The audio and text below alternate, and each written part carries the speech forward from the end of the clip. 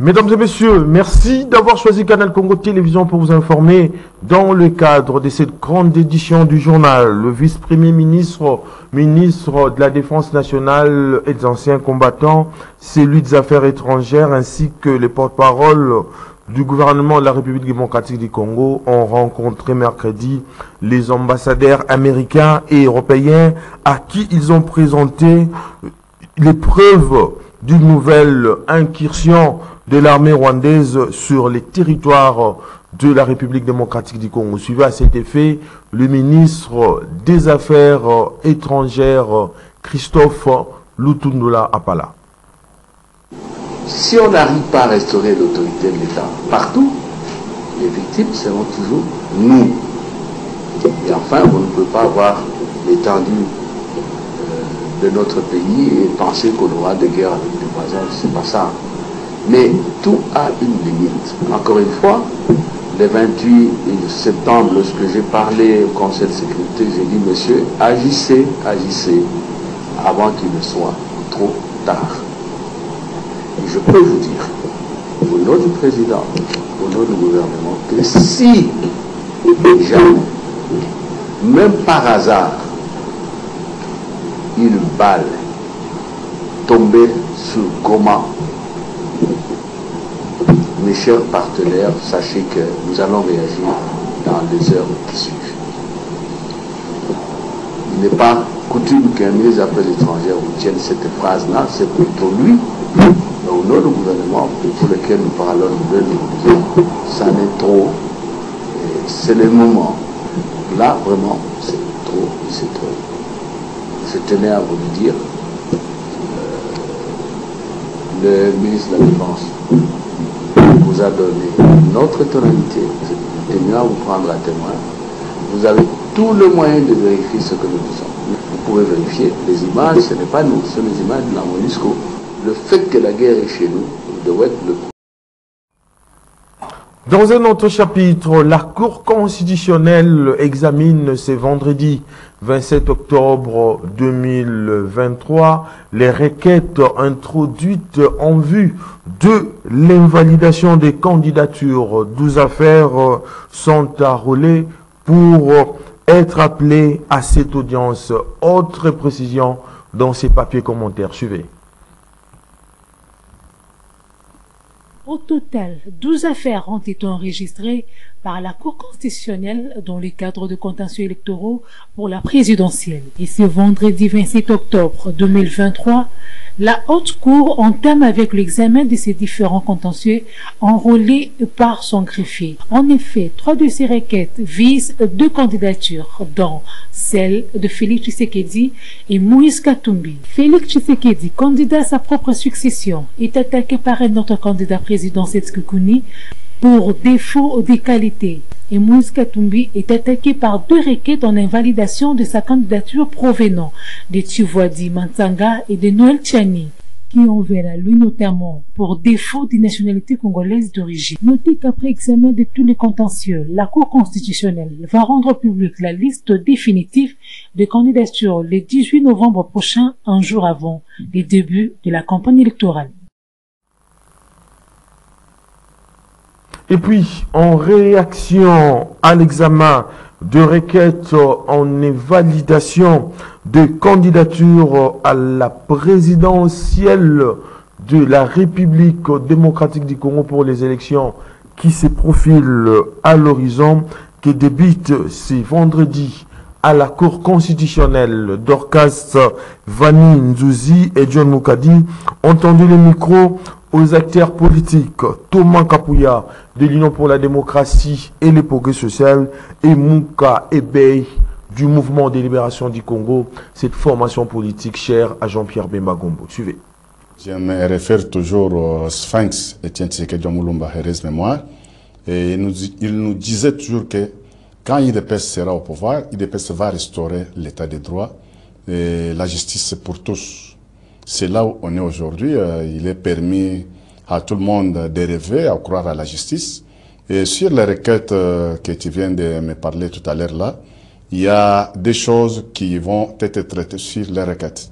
Il y a les raisons formes et les raisons fond. sur la situation de Kikuni que tu viens de me parler, sur les raisons formes, oui, il est libre, il a droit d'agir aussi sur ses pensées, contacter, soit saisir la Cour constitutionnelle. Mais sur les raisons fond, je ne pense pas qu'il a raison parce qu'il a très mal déposé sa requête et il n'y avait pas de raison fondée pour qu'il puisse faire ce qu'il a fait. Et il a voulu seulement se faire les noms pour que les gens sachent que non, il y avait un certain monsieur, il avait voulu déposer sa requête pour contrecarrer le fils de Sphinx, c'est celui qu'on appelle son excellence Félix Antoine Tshisekedi Tshilombo.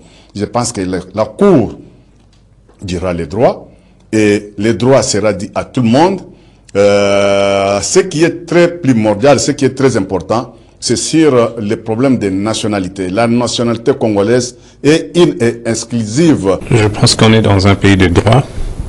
Ils sont libres de mener leur action devant la justice. Mais pour répondre à la question, je pense que seule la Cour constitutionnelle est à même de donner un verdict final à cette question, attendant les conclusions de la Cour pour connaître quelle décision sera prise sur la question. Je ne peux pas m'attarder sur ces spéculations, mais une fois encore, je pense que seule la Cour constitutionnelle est à même de rendre un verdict sur cette question, sur la question, l'institution qui pourrait délibérer sur ces accusations, si elles sont fondées. Élection 2023, le président de la Commission électorale nationale indépendante, Denis Kadima Kazadi, a lancé la formation du personnel navigant pour les déploiements du matériel électoral et des agents dans les Congo profonds. C'était à Majestic Rail-Vert. Nous sommes là dans la commune de la Gombe. Autre précision dans cet élément de reportage. Suivez. Le président de la Commission électorale nationale indépendante, Denis Kadima Kazadi, a lancé à Majestic River à la Gombe la formation du personnel navigant devant assurer la mobilité du matériel électoral et des agents à travers le territoire national en prévision des élections du 20 décembre 2023. Cette cérémonie s'est déroulée en présence des membres du bureau et de la plénière. Dans la perspective de cette opération majeure du processus électoral, la Commission électorale nationale indépendante s'est dotée de 28 bateaux, dont 9 des grands formats de type catamaran et 19 Wali, solides, fiables, pour renforcer les capacités de déploiement du matériel électoral sur l'ensemble du pays et plus particulièrement dans les zones d'accès difficiles. À cette occasion, le président Denis Kadima Kazadi a mis en lumière certains aspects spécifiques liés au convoi du matériel électoral. Pour sa part, le rapporteur adjoint Paul Moindo a présenté les objectifs de cette formation. Cette formation est une première dans les annales de la Commission électorale nationale indépendante. C'est la toute première fois également que la CENI organise une formation de son personnel navigant. L'actuelle formation sera plus pratique que théorique, car les bénéficiaires sont les capitaines et les matelots. Pendant 2 jours, les facilitateurs vont exposer sur 4 thématiques principaux, à savoir la présentation et le fonctionnement du canot rapide ou des bateaux, les orientations techniques et la maintenance des bateaux, l'utilisation de bouées de sauvetage. Cette cérémonie du lancement était marquée par une randonnée fluviale au cours de laquelle les membres de la CENI ont pris la mesure des aptitudes de ces bateaux en naviguant sur le fleuve Congo. D'une institution d'appui à la démocratie à une autre, les conseils supérieurs de l'audiovisuel et de la communication, c'est ça qu'a organisé ce jeudi 26 octobre 2023, une rencontre avec notamment les directeurs de programmes et d'information de médias audiovisuels, les délégués des partis politiques et autres. Objectif, vulgariser ces textes essentiels portant sur la gestion correcte des contenus médiatiques à diffuser pendant la campagne électorale en vue des élections qui se profilent à l'horizon en République démocratique du Congo. Gisèle Olivier Toko et Niwa Pezo étaient donc là pour les comptes des canaux Congo Télévision et Radio Liberté Kinshasa. Suivez.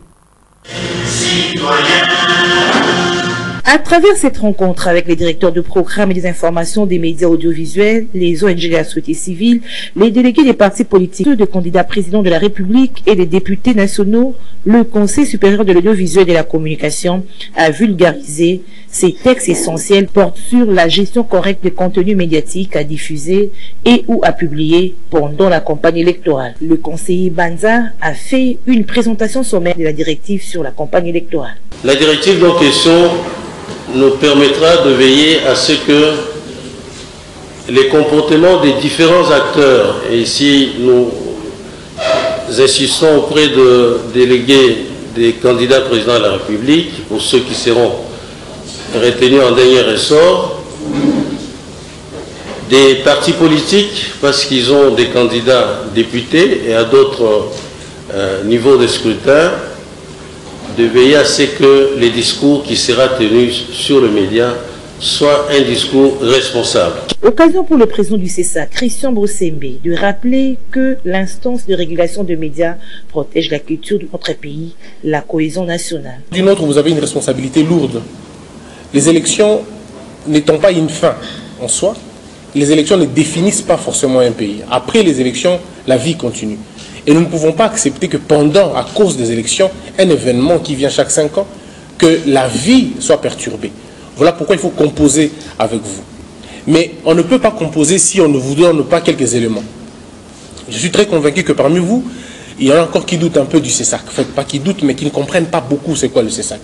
Si déjà, les journalistes eux-mêmes, il y en a qui pensent que le CESAC c'est un conseil d'administration, ou on appelle même en route PCA, mais ce sont des journalistes. Il y en a encore qui disent la CESAC, un peu comme si ils pensaient que le CESAC est une commission, alors que c'est un conseil. Donc il faut à un moment donné informer. Il y en a encore qui pensent que le CESAC est une corporation des journalistes. Le CESAC, ce n'est pas une corporation des journalistes, c'est une institution d'appui à la démocratie. Le seul organe ou la seule institution à qui on a confié la mission de promouvoir la démocratie. Et qui dit démocratie dit tolérance. Qui dit tolérance dit acceptation de l'autre malgré la différence. Un jeu de questions-réponses a clôturé cette activité. Tout à fait autre chose à présent. Au deuxième jour du forum Global Gateway 2023 qui se tient à Bruxelles en Belgique, le Premier ministre et chef du gouvernement congolais Jean-Michel Sama Lukonde a présenté la République démocratique du Congo comme pays solution au défi des réchauffements climatiques de la planète et meilleure destination des investissements pour la fabrication des batteries et des véhicules électriques. Autre détail dans cet élément de reportage signé Nadine Tchouchigombo. Le Premier ministre Jean-Michel Sama Lukonde prend part au Forum Global Gateway qui se tient à Bruxelles en Belgique. Il y est allé au nom du président de la République, Félix-Antoine Tshisekedi Tshilombo, pour mobiliser et inviter les investisseurs privés européens dans son pays, la République démocratique du Congo, en vue d'y accélérer les processus de transition numérique, énergétique et écologique. Dans son discours prononcé au nom du président Félix-Antoine Tshisekedi, le Premier ministre Sama Lukonde a mis l'accent sur le potentiel de la RDC présenté comme pays solution dans ce processus. En effet, la RDC regorge de nombreuses substances minérales intervenant dans ces transitions. Le chef du gouvernement congolais a ainsi présenté son pays comme destination de choix de tous les investissements destinés à toutes ces transitions.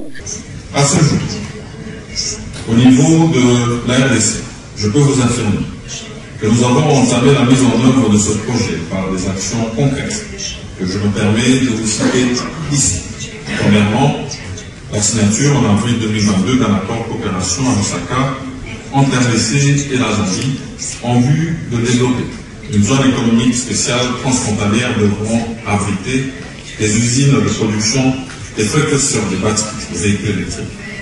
La création du Centre africain d'excellence pour la recherche et l'innovation sur les batteries. 3. la création depuis février 2023 du Conseil congolais de la base. 4. L'accord cadre en mars 2023 relatif à la création des zones économiques spéciales à la production des batteries et véhicules électriques entre la République démocratique du Congo et la zone. Notez que le Premier ministre Jean-Michel Samalu Kondé a aussi rassuré ses interlocuteurs que toutes les conditions sont réunies pour donner aux potentiels investisseurs les meilleures garanties pour leurs affaires. Lancement ce jeudi 26 octobre 2023 à Kintélé en République du Congo du sommet des 3 bassins forestiers tropicaux à Brazzaville. Au menu, la gouvernance des écosystèmes forestiers face au changement climatique. La société civile, les experts en environnement, voulais-je dire, et les chefs d'État de pays membres sont entendus. En plus de l'hôte du sommet, Denis Sassou Nguesso, la République démocratique du Congo, le Kenya, le Rwanda, le Gabon, le Togo, la Guinée-Bissau et les Comores vont rehausser de leur présence dans le but de parler désormais ensemble dans d'une seule voix face aux pays développés qui polluent la planète. Suivez. Je savais que la responsabilité qui devenait la mienne et la charge qui allait poser sur mes épaules était lourde mais exaltante, car je n'avais aucun doute sur l'importance de la mission qui m'a été confiée. Mission confiée pour les populations des 3 bassins de l'Amazonie, du Congo, du Bornéo-Mékong, Asie du Sud-Est, avec une pensée toute particulière pour les peuples autochtones, dont les écosystèmes sont la maison, et pour la jeunesse, dont l'avenir dépend de notre capacité à protéger ces derniers remparts de préservation de la biodiversité, des espèces animales et végétales. Certains sommets comptent plus que d'autres, parce qu'ils marquent l'histoire plus que d'autres. Et j'ose croire qu'il y aura un avant et un après sommet des 3 bassins. 1,5 milliard de personnes vivent dans nos écosystèmes ou de nos écosystèmes, et les 8 milliards d'habitants sur cette terre ont besoin de nos écosystèmes pour y préserver la vie. Alors, tous ensemble, dans les 28 sides et 20 et les 5 panels ou 6 panels, parce qu'il y a un besoin d'aller à un 6e panel de ce sommet, dans les expressions libres au sein de l'Agora, des peuples autochtones, de la jeunesse, de la société civile, construisant ensemble de manière inclusive et progressive l'histoire ici. Et puis, situation sécuritaire dans l'est de la République démocratique du Congo, à Rutshuru, au nord Kivu. Notre correspondant sur place, Joël Kamabou, nous fait part des affrontements entre le rebelle du L23 et le FARDC tôt le matin de ce jeudi 26 octobre 2023 à Kibumba. Suivez. Les affrontements entre le groupe d'autodéfense et les rebelles du M23 s'est déroulé dans la zone de Kibumba, territoire de Rutshuru, ainsi que dans le mois de Bambou et Bichoucha dans les territoires de Rutshuru. De tirs en armes lourdes et légères sèment une fois encore la panique dans la zone. Du côté de la chefferie de Buito, territoire de Rutshuru, c'est encore une panique dans le mois de Bambou et Bichoucha. Des coups de balles sont en autre attendus depuis 5 heures du matin autour des Shoni, Kazingi, Kazinga, Rushashi et Ruza, où les groupes armés locaux se battent contre le rebelle M23. De leur côté, le rebelle M23 déplore des attaques simultanées des FARDC et les groupes armés locaux contre leur position. Depuis 17 h de ce jeudi, Bambou Centre n'est pas tombé entre les mains des rebelles M23, RDF, comme d'habitude. Le rebelle M23 ont depuis 11 h du matin jeté des louets de bombes sur la colline de Bambou Centre. Le détonation à l'arme lourde et légère ont causé une panique généralisée dans les chefs des habitats qui sont déplacés vers Kibirizi et d'autres agglomérations supposées sécurisées.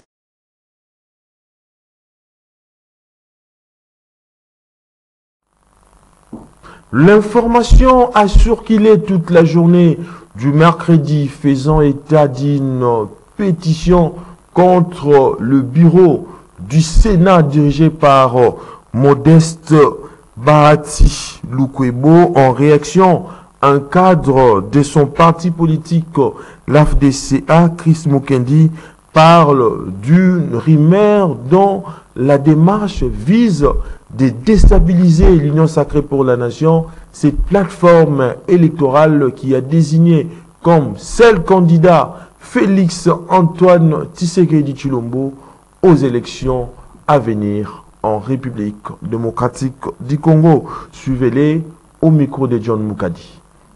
Face à ce qu'il qualifie de rumeurs qui circulent faisant état d'une pétition initiée contre le président du Sénat et autorité morale de l'AFDC Modeste Bahati, Chris Mukendi, cadre de ce parti politique, dénonce ce qu'il qualifie de démarche qui va dans le sens de déstabiliser l'Union sacrée.